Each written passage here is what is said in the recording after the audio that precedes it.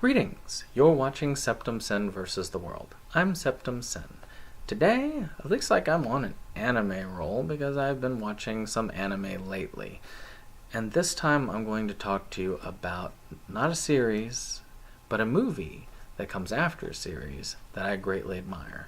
And that is Nadia, The Secret of Blue Water, the motion picture, which I like better than the alternative title, which I'll talk a little bit about as we go in. Now, this particular one is the ADV volume.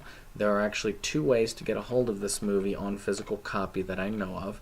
There is getting the old ADV release, which comes in two massive volumes. It's an awesome set.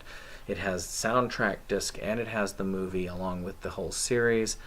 But I upgraded to the new Sentai release, which was the Blu-ray release, and it did not come with the movie, so I had to find it because all the ADV stuff is out of print because it's gone, and it's kind of sad because I really did enjoy ADV. Great company. It is something I miss.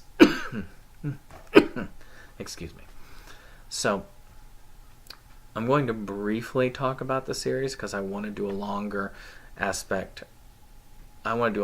review on the series when I revisit it on Blu-ray, and I will be revisiting it in Blu-ray because it is one of my favorites, and that is that this series is essentially, if you are a Ghibli fan and you liked movies like Castle in the Sky or even Howl's Moving Castle, you would like this series, which is Nadia, The Secret of Blue Water. Now, this particular movie is a follow-up on that. Half of the movie is a recap of the series, so you get an idea as to what was going on, and then it picks up afterwards, where Nadia has moved on, and she's trying to make her way in the world as a journalist, and her friend slash boyfriend slash whatever interest, he is off building inventions and really trying to enjoy his love of the world, trying to help others. And they're doing their things, but then they both start coming upon this weird plot that turns out to be leading up to a world war. This is all happening before we had World War I, before World War II. This is in the late 1800s, so the concept of a world war hadn't really happened yet. And this makes this particular set of time very interesting as to how they're doing it. They incorporate tones such as tones from things like Metropolis. You can even feel like some tones from Astro Boy in this. And it follows that kind of action-y movie spiel. And that is why this movie has some similarities to Castle in the Sky, especially with its origins. Now, the good in this is that it's kind of more Nadia. And I like the series. The characters are good.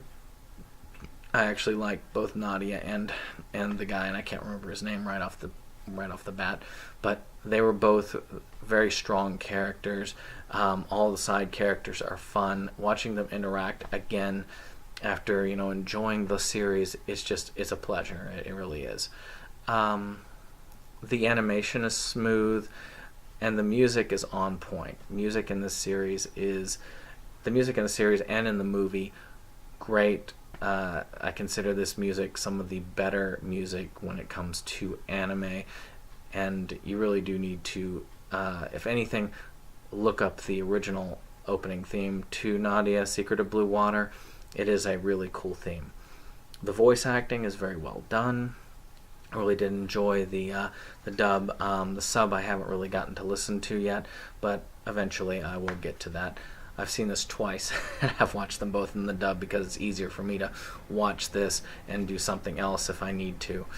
And that's what happened here. The plot line is okay, and it does have more depth. And though I didn't like it the first time I watched it, I'll admit, the second time it did grow on me. I felt a lot stronger about this, and that it's, decent. So, what do I not like about it? Well, the first is that we have a 30-minute recap of the series as a part of the movie. You know, I'm just not a fan of this. If you've been on my channel, you've watched my Camp Blood reviews. If not, go ahead, watch my review for Camp Blood 4 and 5, and you will see how much I love long recaps. Especially when you're getting in here, let's say you're getting into this series, and you want to watch how does it end? What comes after? And then you're treated to the entire series you just watched over again. Yeah, that just, it bugs me.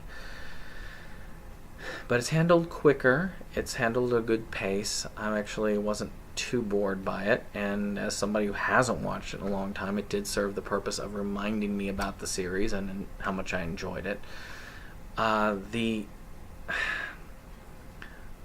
main character, the main title character's name is Fuzzy, and they had originally named as the card The Secret of Fuzzy, which just to me is just terrible. I don't know. I just can't really get on board with that.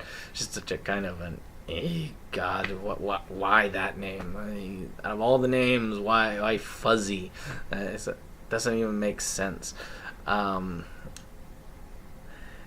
And as far as motion pictures go, it didn't feel like a motion picture. It felt like an episode of the series. And on that note, the end of it made you think, okay, so is there more? Are you really leaving it here? Because by the end, you really don't feel like we've advanced much. You might have, you're hoping to advance, tie up all the loose ends, but instead you're going, okay, look, we'll take one step forward. How's that? Is that good? Huh? No? Well, too bad. That's all you get. I was very disappointed in that. And I think that disappointment led to my dislike of it the first time I watched it. Though, again, action was solid, animation was solid, music was excellent, and the story was decent. So, again, I don't really feel it was that bad. But, in the end, we come down to a rating. I give this a 6 out of 10. Because it is good, but is nowhere near great. It's just kind of there for those of you who love the series. If you really watch the series and you like the series, go with it. If you want an introduction to the series, don't go with this. This is not the kind of thing that I would say is a good introduction. I would wait. But definitely check out the series. So next time that I get on here for that, one of the big anime series I'm going to cover is Nadia later on, maybe in the summer, maybe, I don't know when, but when I do, I will talk more about why at that point. So, but those of you who have seen the series, this is a good end cap to the series, especially if you took advantage of the Sentai sale, and like I did, and got it really cheap. And you're like, oh, what's this about? And then you're like, it's only the ending, yeah. So definitely, if you find this, pick it up. I mean, it's out of print. It's worth some money. Definitely get it. So with that, of course, please like, subscribe, and share. And this has been Septum Sen, and I will see you on the next one.